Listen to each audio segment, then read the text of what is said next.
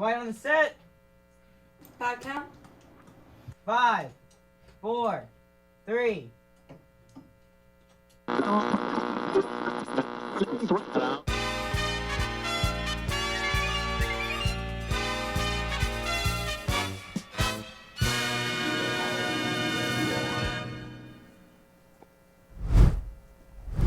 Hey Mepham, welcome back to the Midweek Update. This week, we take a look back at an auto shop, poetry out loud, a cameo from B&B alumni, and a senior interview. This and more as we take a look on what's going on this week on Midweek Update. I'm Makayla Daube. And I'm Stephan Soel, and welcome back to the Midweek Update, the B&B show that brings you closer to the people and places in and around the Mepham community. Monday was the best. I know, it was such an incredible experience for all. If you don't know what we're talking about, this past Monday, B&B, along with other schools on Long Island, attended the BASH Awards. BASH stands for Broadcast Awards for Senior High.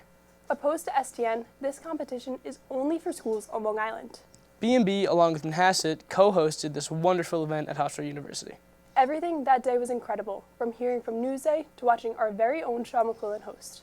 My favorite part was getting to hear from Lee Goldberg. That was amazing, but my favorite part was BASH Live.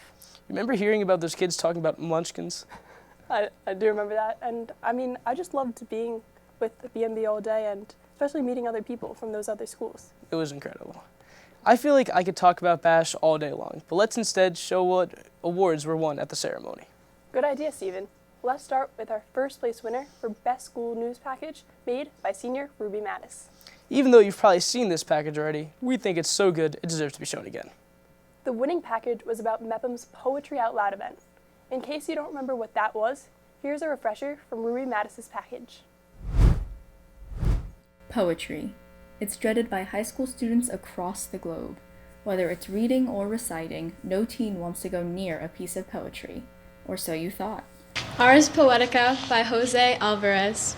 Poetry is actually cherished by students worldwide, and many of them are participating in a competition known as Poetry Out Loud. And horror the soul of the plot. But see amid the mimic rout a crawling shape intrude. A blood. It's this event where people, different students choose like their favorite pieces of poetry or poetry that really speaks to them, and they recite it in front of their peers and their teachers. Poetry Out Loud isn't about writing poetry. It's about reciting poetry. Students select a piece that speaks to them. They take the time to fully immerse themselves in the writing by playing with different ways to deliver specific lines. I've been twisting and turning across these lifetimes, Practicing how to pace the recitation. As if, come what may, And incorporating other techniques to enhance their performance. are imbued with all the beauty which you worship in a star. Poetry Out Loud offers students an opportunity to study a poem intensely, understand the tonal shifts within that poem, and then come up with a way to convey that message to others just using their voice. Passing quietly as dreams, as snow. 3 of the 4 policemen are stranded on their roofs, and it doesn't stop raining. It provides an outlet of expression, and you can share a message that you're passionate about. After working with their poem of choice, students go on to their school competition, where they recite their poem in front of teachers, peers, and their fellow competitors. There are representatives from every grade, and after hearing all of the recitations, a third, second, and first place winner are named, but that's not where it all ends. The school-wide winners and runner-up will go on to the regional competition, and then the state, and then the national competition. However, the competitive component of Poetry Out Loud isn't everything. It serves as a powerful means of expression for a lot of students. They are performing someone else's piece, but infused with their own emotions, interpretations, and nuances. Mom is in the bedroom with the door closed. It acts as a way to express yourself and sharing messages with people that may be harder to just speak straight out. Just a great way to share poetry with others and show all the emotions that can exist within a poem. Across the globe, and even across your classroom, you will find an abundance of people that are passionate about poetry. Even if it isn't loved by all, it still provides a creative outlet and source of joy for countless individuals. A poem can mean something different to every individual that reads it. Letter by letter, I rediscover my power to decide which words matter and which words don't. Poetry is fun, creative, and maybe a little confusing. Complex, beautiful, and illuminating. I'm going to borrow from our current Poet Laureate of the United States, and it is Ada Limon. And she says that poetry is elemental, necessary, and deeply human. If you're willing to take a deep dive into poetry, you will grow to appreciate all that it has to offer. For B&B, I'm Ruby Mattis. Thank you. Thanks, Ruby, and big congrats on your first place win. Yeah, that was great, but I'm pretty sure we had more than one first place winner. That's right, Makayla. Next up, we have our winners for Bash's newest category, Newsday-sponsored Best Local Multimedia News Package. For this category, we submitted a package and a newspaper article written by Ruby Mattis, as this category required a story to be told on multiple platforms of media. The winning team for this package included Thomas DiSalvo, Greg Gallo, Ryan Marr, and Nick Jimenez. This package was about... Well, since this is Nat Sound package, why don't we just let them listen to it? Okay. Fulton Street, can I help you?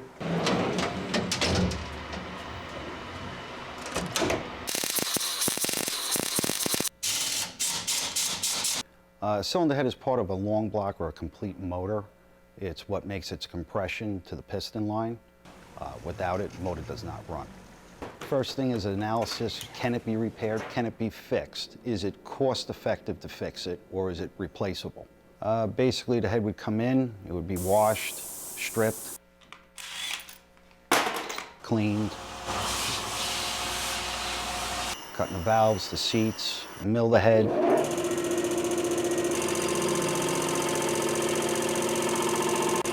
And then at that point, you do a clean out and then reassemble at that point. I started this 55 years ago. People know me. They know Doug, obviously.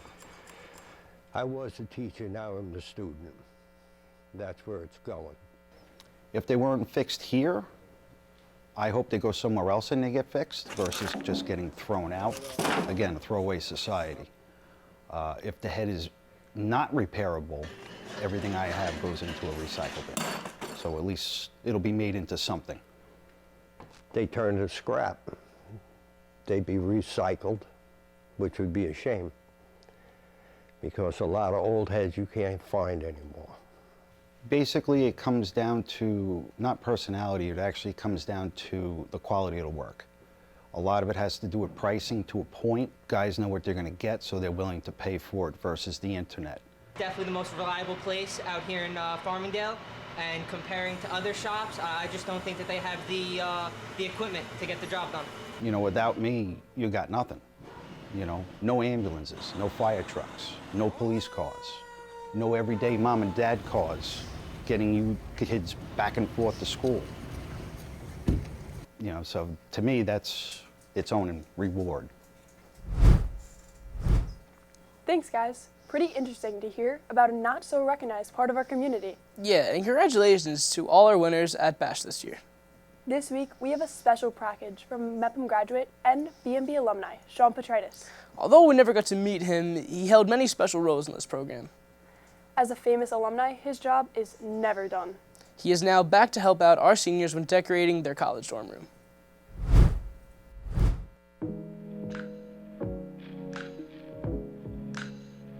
So you want to know how to decorate your college dorm room for your upcoming semester? Well, you have come to the right place. Hi, I'm B&B alumni Sean Petraitis, a current sophomore at West Virginia University, and I am here to share some tips on how to decorate your dorm.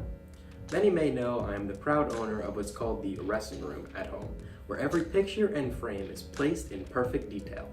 Naturally, since my dorm is my home away from home, I tried to replicate that to the best of my ability. So, I thought I'd enlighten you and teach you 3 tips to decorating your dorm room. Step 1, posters. Posters are very important and the main factor I use while decorating.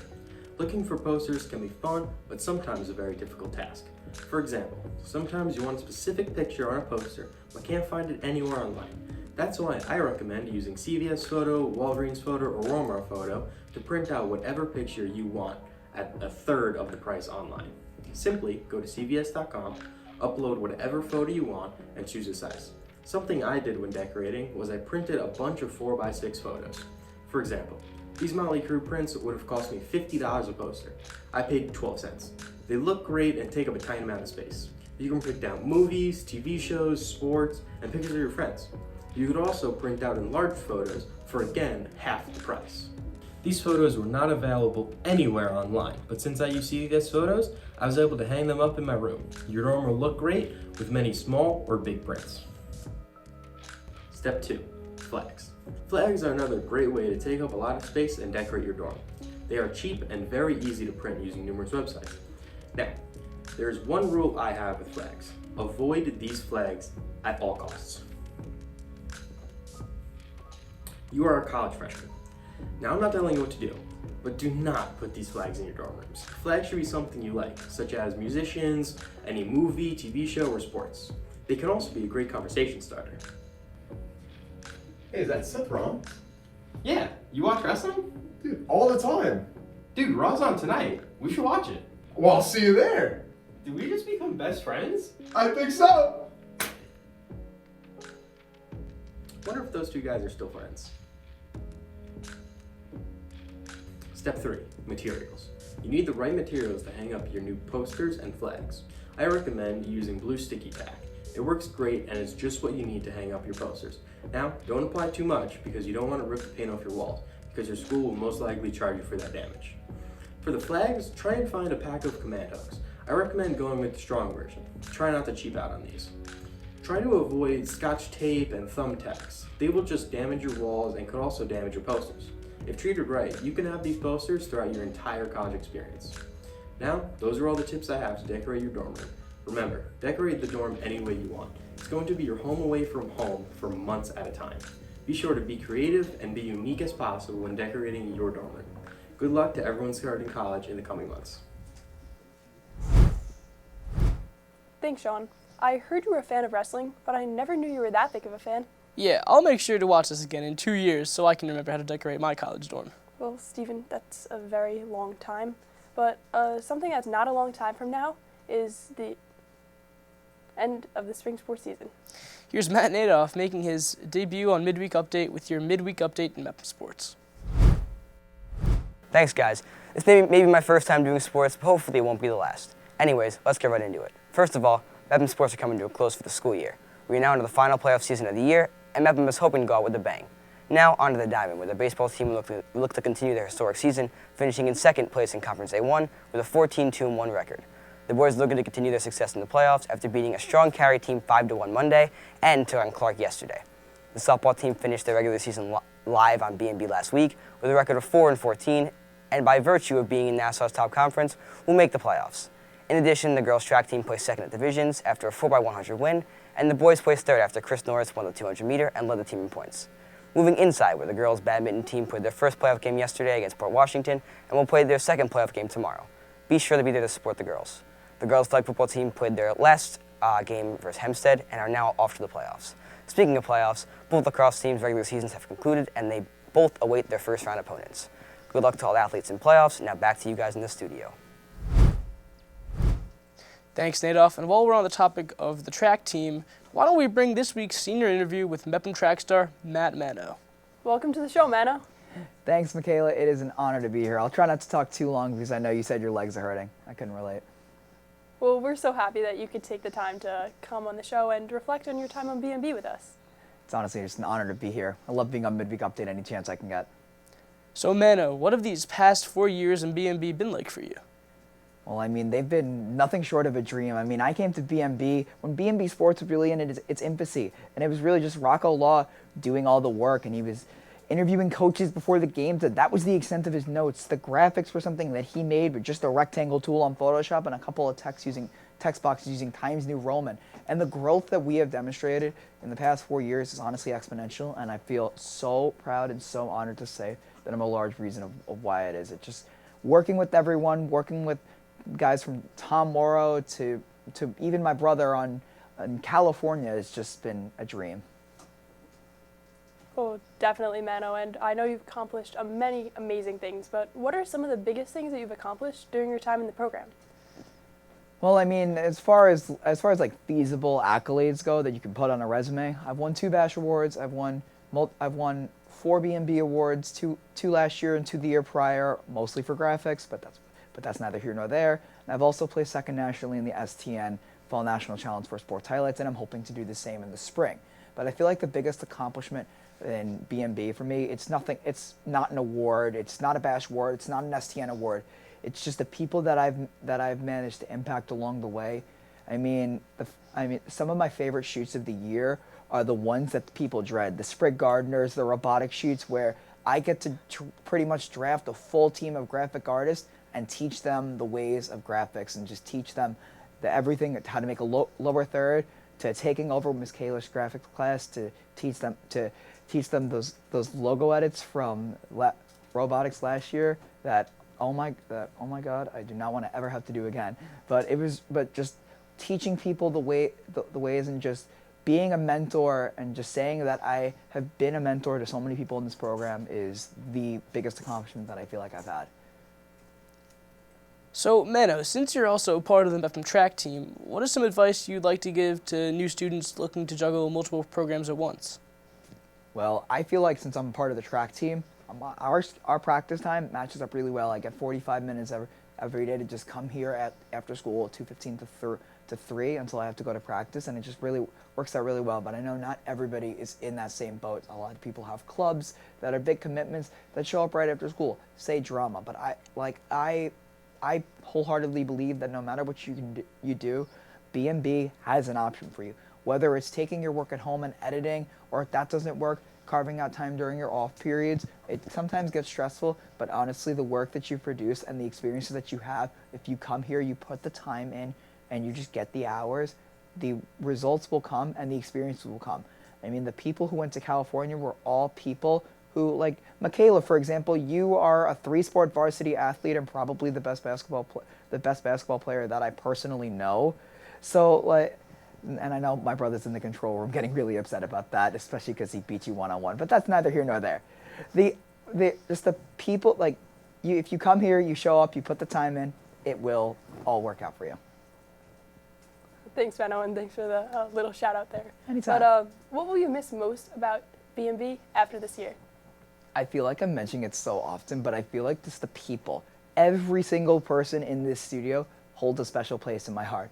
Whether it's some of my closest friends like Sean McQuillan, James Bickham, or Finnegan Corcoran Doolin, or Thomas DiSalvo, to the freshmen that I rarely talk to, like the guys in first period, even though I'm here every time during ninth.